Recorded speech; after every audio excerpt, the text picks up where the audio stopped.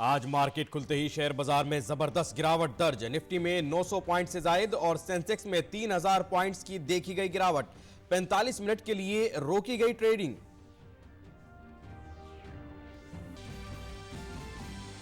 वज़ीर-ए-आज़म नरेंद्र मोदी ने की अहले वतन से अपील, कहा कोरोना वायरस से घबराने की नहीं, एहतियात बरतने की है जरूरत। वज़ीर-ए-आज़म ने कराई यकीन दहानी, सरकार कोरोना के फैलाव को रोकने के लिए उठा रही है हर मुमकिन कदम। पीएम ने बरतानिया और इसराइल के वज़ीर-ए-आज़म से की फोन पर बात।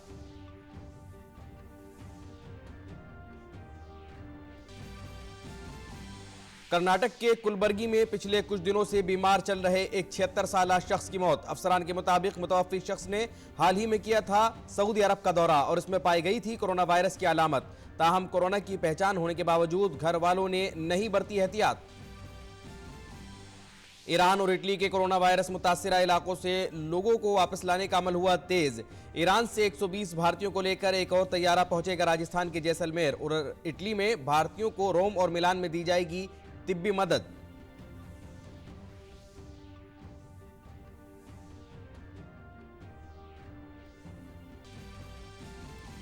दिल्ली तशद्दुद पर वजीर दाखिला अमित शाह ने राज्यसभा में हुई बहस का दिया जवाब। शाह ने कहा फसादात में शामिल किसी भी शख्स को बख्शा नहीं जाएगा।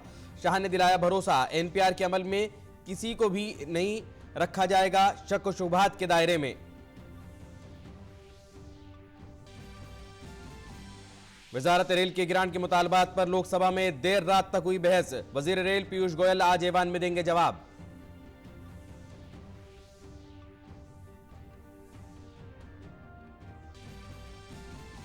दुनिया भर में कोरोना वायरस के बढ़ते मामलों के दरमियान कई ममालिक में एहतियाती इक़दामात में इजाफा। कनाडा के वजीर आजम जस्टिन ट्रूडो की अहलिया में भी कोरोना वायरस की अलामात की हुई तस्दीक।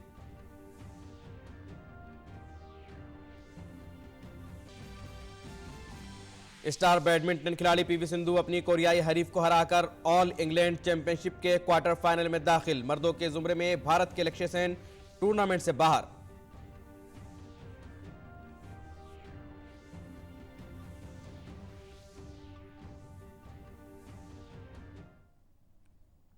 नाज़रीन आदाब, खबरनामे में आपका इस्तकबाल है और अभी तक की अहम खबरों के साथ मैं मोहम्मद नौमान। बात करते हैं सबसे पहले शेयर बाजार की।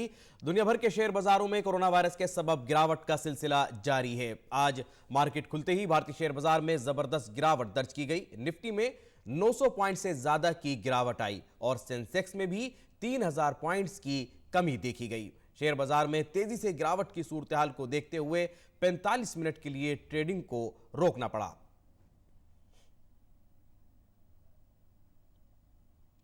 और मुल्क में कोरोना वायरस के बढ़ते मामलों के दरमियान अच्छी खबर आई है। कोरोना वायरस से मुतासिर 112 अफराद जिन्हें छवाला में वाक़े आईटीबीपी कैंप में रखा गया था, वह पूरी तरह से सेहतयाब हैं। आईटीबीपी कैंप से उन्हें अब छुट्टी दे दी जाएगी, यहां से वो अपने घर जा सकेंगे।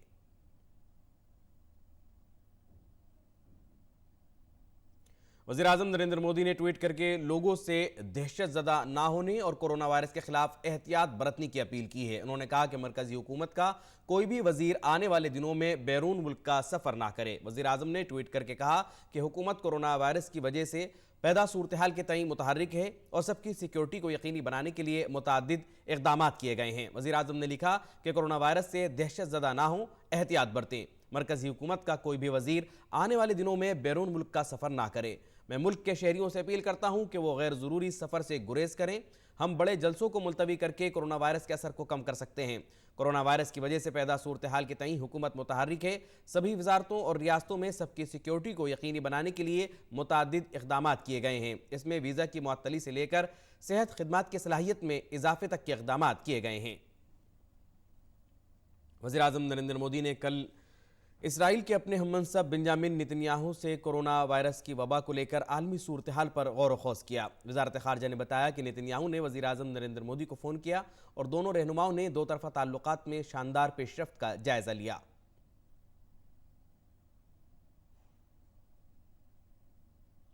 बरतानिया के वज़ीर-ए-आज़म बोरिस जॉनसन ने भी मुहलिक कोरोना वायरस के असर से निपटने के लिए ज़रूरी आपसी बैनुल-अक़वामी तालमेल की कोशिशों पर गौर व ख़ौस के लिए कल वज़ीर-ए-आज़म नरेंद्र मोदी को फ़ोन किया। वज़ीर-ए-आज़म के दफ्तर से जारी बयान के मुताबिक दोनों रहनुमाओं ने नई सदी में भारत बरतानिया हिकमत अमली साझेदारी को और मजबूत करने की उम्मीद जाहिर की। और कर्नाटक में एक 76 साल शख्स की मौत हो गई है। ये शख्स कई बीमारियों में मुब्तला था। इस शख्स ने 29 जनवरी से 29 फरवरी 2020 तक सऊदी अरब का सफ़र किया था। ये शख्स हाइपरटेंशन और दमे का मरीज था। 6 मार्च को इसमें बुखार और खांसी की अलामात जाहिर होनी शुरू हुई थी। इलाज के दौरान उसमें कोविड-19 वायरस की अलामात पाई गईं, लेकिन सही इलाज और जांच के नतीजों का इंतजार किए बगैर इस शख्स को एक निजी अस्पताल में दाखिल कराया गया, जहां जांच के बाद इसके अंदर कोरोना वायरस की तस्दीक हुई। और कोरोना वायरस के फैलाव की रोकथाम के लिए वज़ीर आज़म नरेंद्र मोदी की क़यादत में बड़े पैमाने पर मुहिम चलाई जा रही है। वज़ारत सेहत ने बताया कि इसके लिए 8 जनवरी से ही कार्रवाई की शुरुआत कर दी गई थी। This was possible due to the situation being constantly monitored and reviewed at the highest political and administrative level led by the Honorable Prime Minister. Our response was initiated since 8 January, much before WHO declared COVID-19 as a public health emergency on 30th of January 2020. States were directed for public health sector preparedness on 17 January 2020. Same day, point of entry surveillance was also initiated. Screening at airports was started on 17 January at 3 airports, that is Mumbai, Delhi and Kolkata, which was extended to 4 more airports, which includes Chennai, Cochin, Bengaluru, Hyderabad on 21st of January 2020 and subsequently extended to 30 airports. All incoming passengers are being universally screened at the 30 international airports. Similarly, screening was also initiated for vessels arriving at 12 major ports and 65 non-major ports. Measures have been taken by central ministries along with states and union territories in terms of strengthened community surveillance, quarantine facilities, isolation wards, adequate personal protection equipments, trained manpower, rapid response team for management of COVID-19. वज़ीर आज़म की हिदायत पर सूरत हाल की मुस्तकिल निगरानी करने, तैयारियों का जायजा लेने और मुल्क में कोरोना वायरस के बंदोबस्त के बारे में हिकमत अमली इख्तियार करने के लिए वज़रा का एक आला सतही ग्रुप तश्कील दिया गया है। On the directions of Honorable Prime Minister, a high-level group of ministers was also constituted to constantly monitor the situation and evaluate preparedness and formulate measures regarding management of COVID-19 in the country. The group of ministers has met 6 times so far, guiding, reviewing and monitoring the situation. On recommendation of this group of ministers, several advisories were issued, including those on restricting travel to control the import of COVID-19 from other affected countries, self-quarantine measures and suspension of visas. 2 meetings of the group of ministers were held yesterday itself. The group of ministers deliberated on various precautionary measures which may be considered in the interest of the citizens of India. Based on the recommendations of the Committee of Secretaries headed by Cabinet Secretary, the group of ministers made some important decisions last evening. Corona virus को वबा ऐलान किए जाने के दरमियान Iran से निकाल कर लाए जा रहे तकरीबन 350 भारतीयों को जैसलमेर में भारतीय फौज के तैयार करदा खुसूसी निगरानी मरकज में रखा जाएगा। ईरान से तकरीबन 120 भारतीयों को लेकर एयर इंडिया का जहाज आज जैसलमेर पहुंच रहा है। इन भारतीयों की जांच हवाई अड्डे पर की जाएगी, जिसके बाद मकामी इंतजामिया उन्हें खुसूसी निगरानी मरकज में रखेगा। ईरान से तकरीबन 250 लोगों का एक और जत्था 15 मार्च को जैसलमेर पहुंचेगा। खास बात यह है कि फौज ने कोरोना वायरस के खिलाफ जंग में इंसानियत की मदद के लिए राजस्थान में जैसलमेर के साथ साथ जोधपुर और सूरतगढ़ में भी खुसूसी निगरानी मरकज कायम किए हैं। इटली में लगातार तीसरे दिन लॉकडाउन की सूरत हाल बरकरार है। अगले 3 हफ्तों के लिए इटली के सफर पर जाने वाले किसी भी शख्स को सफर की वजूहात के दस्तावेजात पेश करने होंगे। कोरोना वायरस के सबब इटली में खेलों के इनेकाद समेत कई प्रोग्रामों को रद्द कर दिया गया है। साथ ही स्कूलों और यूनिवर्सिटियों को भी बंद कर दिया गया है। ये इक़दामात दूसरी आलमी जंग के बाद किए गए सबसे अहम कंट्रोल इक़दामात हैं। बुध को इटली में कोरोना के मामलों की तादाद बढ़कर 12,462 हो गई है। पिछले 24 घंटों में 196 लोगों की मौत के साथ मरने वालों की तादाद बढ़कर 827 हो गई है। वजारत खारजा ने वहां रह रहे तलबा को मशवरा दिया है कि वो रोम में वाक़ भारतीय सिफारत खाने से रब्ता करें, जहां उन्हें सभी तिब्बी सहूलियात दी जाएंगी। और इसी दरमियान आलमी सेहत तंजीम WHO ने कोरोना वायरस से निपटने के लिए भारत सरकार की कोशिशों की सताइश की है। हमारे साथ मौजूद हैं डॉक्टर पूनम खेत्रपाल सिंह, जो कि रीजनल डायरेक्टर हैं south east Asia world health organisation से। मैम, अब जिस तरीके से एक विश्व महामारी डिक्लेयर कर दिया गया है कोरोना वायरस को, क्या क्या स्टेप्स लिए जा रहे हैं उसको कॉम्बैट करने के लिए, और खासकर साउथ ईस्ट एशिया रीजन में क्या हो रहा है? साउथ ईस्ट एशिया की कंट्रीज़ का सवाल है। यहाँ पे भी पहले शुरू में कुछ ही केसेस थे, एक केस हमको कई कंट्रीज़ में मिला। सिर्फ थाईलैंड एक कंट्री थी जहाँ पे ज़्यादा केसेस थे। तो कंट्रीज़ ज़्यादा यही फोकस कर रही हैं कि उनकी सर्वेलेंस जारी रहे, वो लोगों को ठीक इन्फॉर्मेशन दें। इंडिया ने एक तरीके से जो नियंत्रण करने के लिए, कंट्रोल करने के लिए जो स्टेप्स थे वो काफ़ी पहले से ही लेना शुरू कर दिया था। तो उसको आप किस तरीके से देखती हैं कि ये जो कंट्रोल के लिए या प्रिकॉशनरी मेजर्स जिसे कहते हैं उसको ले लिया गया है, तो वो कितने लेवल तक अच्छा है या और कितना काम करने की ज़रूरत है? इंडिया ने काफ़ी अच्छा काम किया। उन्होंने प्रिपेयर्डनेस पहले ही शुरू कर दी और काफ़ी ज़ोर से शुरू की। हेल्थ मिनिस्टर बहुत इसको अपने लेवल पे मॉनिटर कर रहे हैं। प्राइम मिनिस्टर की political commitment is very strong, वो भी मॉनिटर कर रहे हैं। एक ग्रुप ऑफ मिनिस्टर्स हैं, वो भी देख रहे हैं कि क्या करना चाहिए। इसलिए जहाँ तक हाई लेवल कमिटमेंट का सवाल है वो वहाँ है। Last week training of trainers हुई जिसमें 400 लोग थे और वो कनेक्टेड थे विद अदर प्लेसेस। ये लोग आगे जाके ट्रेनिंग देंगे। तो इंडिया का प्लान है कि वो हर डिस्ट्रिक्ट लेवल तक ट्रेनिंग दे। फिर जहाँ तक सप्लाईज़ का एस्पेक्ट है, गवर्नमेंट ने सप्लाईज़ में भी कोई कमी नहीं की। जैसे आपने कहा कि ट्रेनिंग दी जा रही है लोगों को so that they can spread awareness to health officers in smaller और स्मॉलेस्ट डिस्ट्रिक्ट्स। तो WHO और क्या क्या कर रहा है इस क्षेत्र में? WHO इसको बहुत देर से मॉनिटर कर रहा है। 31 दिसंबर से जब पता चला WHO को कि ये केसेस हैं, उन्होंने मॉनिटरिंग शुरू कर दी और रेगुलरली हम लोग की मीटिंग्स हो रही हैं, even on the video, telephone पे, जिसमें हम लोग रिव्यू कर रहे हैं कि वर्ल्ड की सिचुएशन क्या है। फिर आपने देखा कि 30 जनवरी को ये डिक्लेयर हो गई as a public health emergency of international concern. उसके बाद हाई रिस्क ये डिक्लेयर हो गया 29 फरवरी को, और अब ये पैंडेमिक डिक्लेयर हो गया। और ऑल अलोंग WHO ये देख रहा था कि कितनी कंट्रीज़ में इसका स्प्रेड है। WHO ने इसको पैंडेमिक डिक्लेयर किया। इसका मतलब ये नहीं है कि जो काम हो रहा है इस वक्त कंट्रोल करने का वो रुक जाएगा, वो चलता रहेगा। इसका मतलब सिर्फ यही है कि कई कंट्रीज़ थोड़ी कंप्लेसेंट हैं, कंट्रीज़ को ज़्यादा अलर्ट करने के लिए, उनको बताने के लिए कि भाई ये सब हो रहा है और हो सकता है, इससे डेथ्स भी हो सकती हैं। तो इसलिए इमीडिएटली वो लोग भी स्टेप्स ले। R&D के क्षेत्र में क्या हो रहा है? मेडिकेशन की अगर बात करें हम, या फिर कुछ प्रिकॉशनरी मेडिसिन, इम्यूनाइजेशन के लिए अगर कुछ हो, तो इन सब क्षेत्रों में क्या हो रहा है इन द R&D सेक्टर? बहुत रिसर्च हो रही है वर्ल्ड वाइड। WHO ने भी एक मीटिंग बुलाई जिसमें 400 साइंटिस्ट को बुलाया, जो लोग बैठे और उन्होंने एक प्लान ऑफ एक्शन बनाया है कि हमारा रोड मैप क्या है।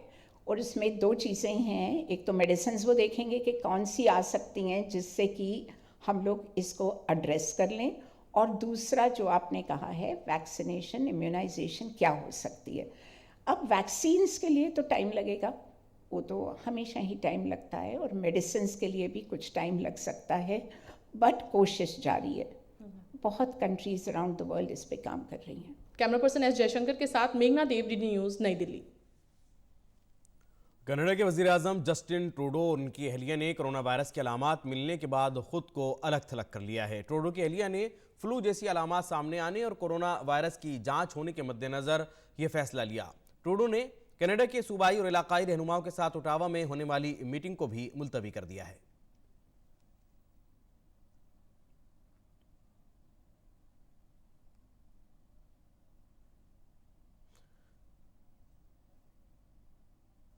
और राज्यसभा की 55 सीटों के लिए 26 मार्च को 2 साल में एक बार होने वाले चुनाव के लिए कागजात नामजदगी दाखिल करने का आज आखिरी दिन है। 16 मार्च को कागजात की जांच पड़ताल होगी और 18 मार्च तक नाम वापस लिए जा सकते हैं। 17 रियासतों की 55 सीटों के लिए चुनाव 26 मार्च को सुबह 9 बजे से शाम 4 बजे तक होगा। बैलेट पेपर के जरिए होने वाले चुनाव के बाद वोटों की गिनती चुनाव खत्म होने के तकरीबन 1 घंटे के बाद 26 मार्च की शाम को ही की जाएगी। राज्यसभा की जिन 55 नशिस्तों पर चुनाव होने हैं उनमें महाराष्ट्र की 7, तमिलनाडु की 6, बिहार और मगरबी बंगाल की 5-5 सीटें, ओडिशा, आंध्र प्रदेश और गुजरात की 4-4 सीटें शामिल हैं। इसके अलावा आसाम, मध्य प्रदेश, राजस्थान से 3-3 सीटें हैं। छत्तीसगढ़, हरियाणा और झारखंड से 2-2 सीटें हैं। मेघालय, मणिपुर और हिमाचल प्रदेश की 1-1 सीट के लिए भी इंतखाबात होंगे। वजीर दाखिला अमित शाह ने राज्यसभा में कहा कि दिल्ली में हुए तशद्दुद के जिम्मेदार अफराद बख्शे नहीं जाएंगे। तशद्दुद पर हुई बहस का जवाब देते हुए वजीर दाखिला ने कहा कि फसाद की साजिश करने वाले किसी भी जात, मजहब या पार्टी के हों, उन्हें किसी भी हालत में बख्शा नहीं जाएगा। सदन को और सदन के माध्यम से देश को भी विश्वास दिलाने चाहता हूं कि दंगों के करने वाले, दंगों के लिए जिम्मेदार लोग और दंगों के लिए षड्यंत्र करने वाले लोग, चाहे किसी भी जाति के हो, किसी भी मजहब के हो, किसी भी पार्टी के हो, उनको बख्शा नहीं जाएगा। जो भी दोषित होगा उसको एक पारदर्शी वैज्ञानिक जांच के आधार पर कानून की अदालत के सामने खड़ा किया जाएगा। और सिर्फ खड़ा नहीं किया जाएगा, प्रोसिक्यूशन एजेंसी जब तक कानून उनको दंडित न करे तब तक की सारी व्यवस्थाओं की चिंता बहुत गंभीरता और संजीदगी के साथ करें। 700 से अधिक प्राथमिकी दर्ज करने का काम पुलिस ने समाप्त कर दिया है और बहुत तेजी से कार्यवाही मान्यवर किया है। कुल हिरासत और गिरफ्तारी मिलकर 2647 लोगों को हिरासत में लिया गया और गिरफ्तार किया गया। मान्यवर, गिरफ्तारियां जो हो रही है वो बिल्कुल साइंटिफिक तरीके से एविडेंस के आधार पर हम कर रहे हैं। वहीं एनपीआर के मसले पर वजीर दाखिला अमित शाह ने कहा कि राज्यसभा में किसी को भी एनपीआर के अमल से डरने की जरूरत नहीं है, ये उन्होंने बताया राज्यसभा में। मैं स्पष्टता के साथ कहता हूं, एनपीआर में कोई डॉक्यूमेंट मांगा नहीं जाएगा। एक, दूसरा, जो इंफॉर्मेशन आपके पास नहीं है वो आप नहीं दे सकते हो। और तीसरा, कोई डीबी, मैं कह रहा हूं गृह मंत्री नाते राज्यसभा के पटल पर कह रहा हूं कि कोई डी लगने वाला नहीं। किसी को अब मेरी बात तो समझ लो, किसी को इस देश में किसी को एनपीआर की प्रक्रिया से डरने की जरूरत नहीं। लोकसभा में कल खूब काम हुआ। तकरीबन आधी रात तक ऐवान की कार्रवाई चली। रिकॉर्ड तादाद में 99 लोगों ने रेलवे ग्रांट मुतालबात को लेकर बहस में हिस्सा लिया। रेलवे के वजीर मुमलिकत सुरेश अंगड़ी ने कल लोकसभा में कहा कि नरेंद्र मोदी सरकार में रेलवे सिक्योरिटी की सूरत-ए-हाल में काफी बेहतरी आई है। मेक इन इंडिया के तहत कई प्रोजेक्टों पर काम चल रहा है। अब रेलवे के वजीर पीयूष गोयल आज बहस का जवाब देंगे।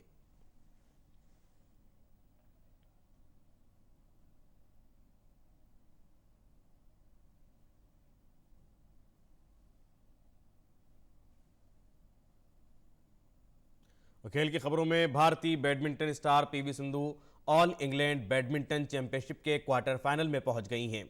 सिंधु प्री क्वार्टर फाइनल में कोरिया की सुन जी हुयन को 21-19, 21-15 से हराकर क्वार्टर फाइनल में पहुंची हैं।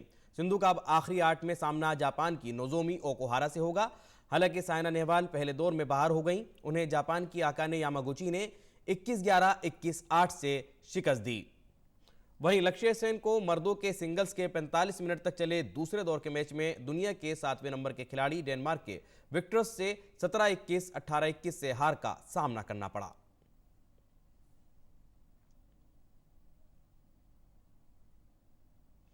दुनिया भर में फैले कोरोना वायरस के असर के सबब एहतियात बरतते हुए फार्मूला गवर्निंग बॉडी ने ऑस्ट्रेलियन ग्रां प्री को रद्द करने का फैसला किया है। ऑस्ट्रेलियन ग्रां प्री को रद्द करने का फैसला ऐसे वक्त लिया गया जब प्रैक्टिस सेशन स्टार्ट होने वाला था। गौरतलब है कि मैकलिन ने अपनी टीम के एक रुकन के कोरोना वायरस टेस्ट में पॉजिटिव पाए जाने के बाद सीजन की पहली ऑस्ट्रेलियाई ग्रां प्री F1 रेस से हटने का फैसला किया था।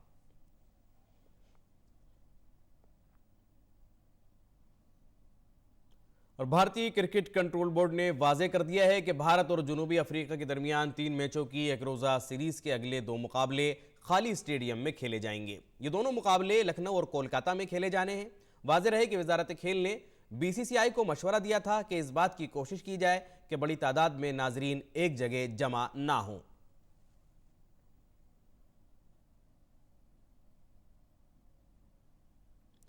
और मुल्क के दीगर इलाकों के किसानों की तरह ही हिमाचल प्रदेश के ऊना जिले के किसानों को प्रधानमंत्री किसान सम्मान निधि योजना से बड़ा सहारा मिल रहा है। ज़राअत में पेश रहने वाले जिले के तौर पर अपनी शनाख्त कायम कर चुके ऊना जिले के 78,274 किसानों को इस मंसूबे का फायदा मिल रहा है। पेश है ये रिपोर्ट।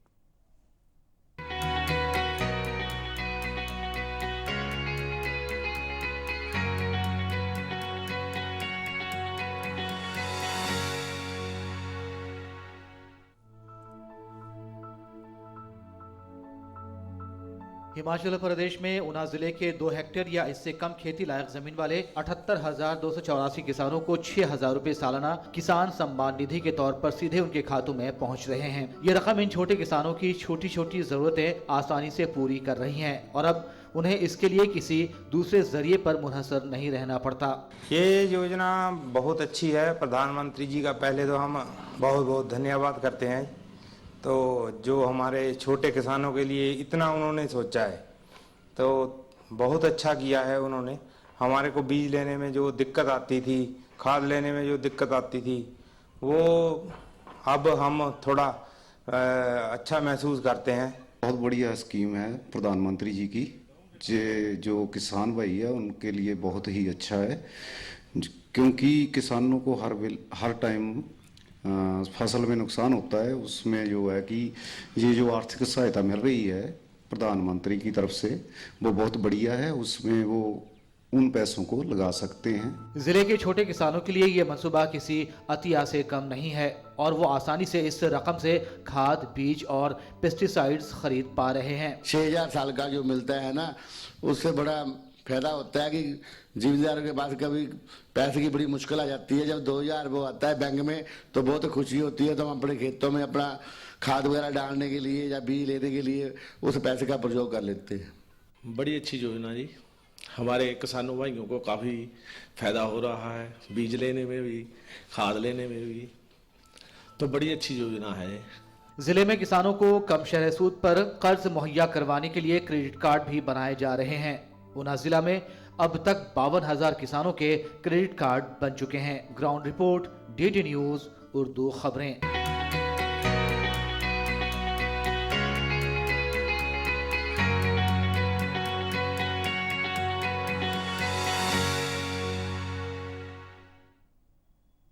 और खबरनामे में अब देखिए दिल्ली से शाया उर्दू अखबारात का एक मुख्तसर जायजा।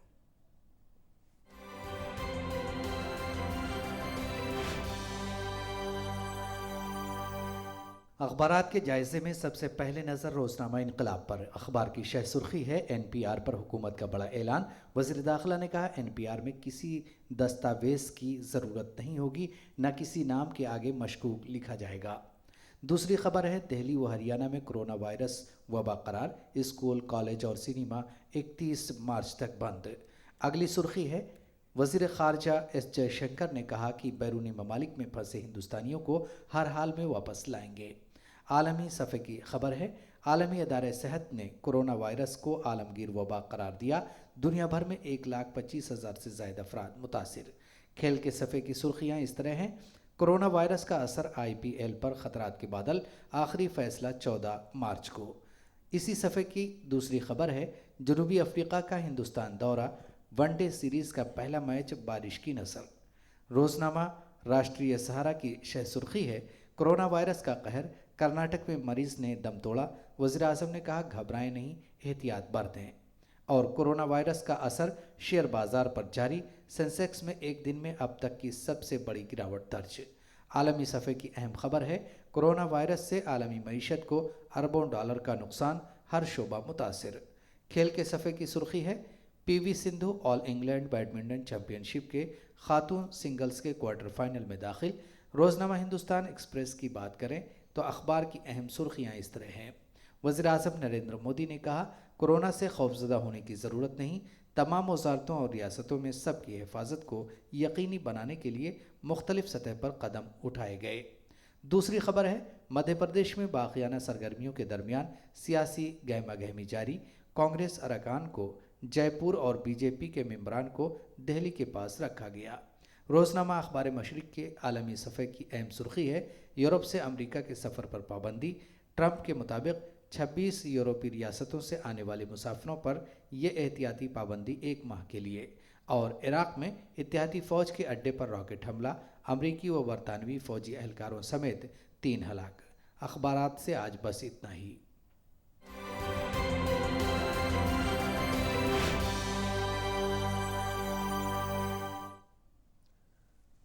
और अखबारात के जायजे के बाद अब एक नज़र मुल्क के चंद बड़े शहरों के दर्जा हरारत पर।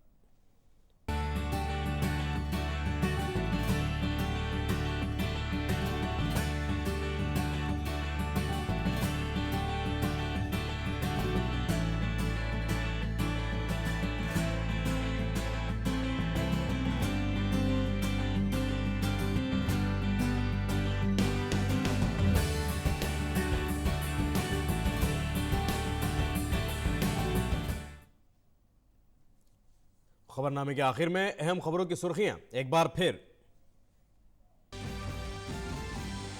आज मार्केट खुलते ही शेयर बाजार में जबरदस्त गिरावट दर्ज। निफ्टी में 900 पॉइंट से जायद और सेंसेक्स में 3000 पॉइंट्स की देखी गई गिरावट। 45 मिनट के लिए रोकी गई ट्रेडिंग।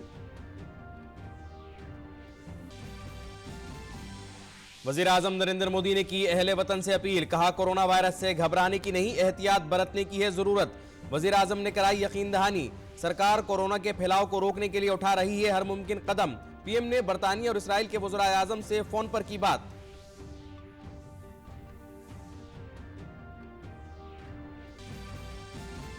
कर्नाटक के कुलबर्गी में पिछले कुछ दिनों से बीमार चल रहे एक 76 साला शख्स की मौत। अफसरान के मुताबिक मुतवफ़्फ़ी शख्स ने हाल ही में किया था सऊदी अरब का दौरा और उसमें पाई गई थी कोरोना वायरस की अलामत। ताहम कोरोना की पहचान होने के बावजूद घर वालों ने नहीं बरती एहतियात। ईरान और इटली के कोरोना वायरस मुतासिरा इलाकों से लोगों को वापस लाने का अमल हुआ तेज। ईरान से 120 भारतीयों को लेकर एक और तैयारा पहुंचेगा राजस्थान के जैसलमेर। उधर इटली में भारतीयों को रोम और मिलान में दी जाएगी तिब्बी मदद।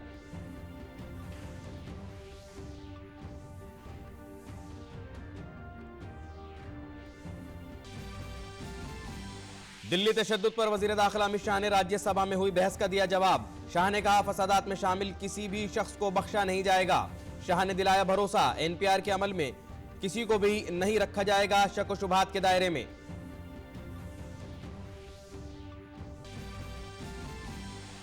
वजारत रेल के गिरांट के मुतालबात पर लोकसभा में देर रात तक हुई बहस। वजीर रेल पीयूष गोयल आज ऐवान में देंगे जवाब।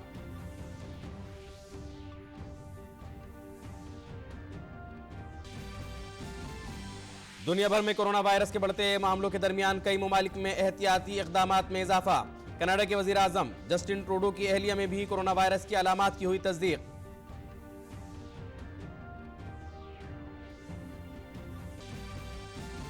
और स्टार बैडमिंटन खिलाड़ी पीवी सिंधु अपनी कोरियाई हरीफ को हराकर ऑल इंग्लैंड चैंपियनशिप के क्वार्टर फाइनल में दाखिल। मर्दों के जुमरे में भारत के लक्ष्य सेन टूर्नामेंट से बाहर।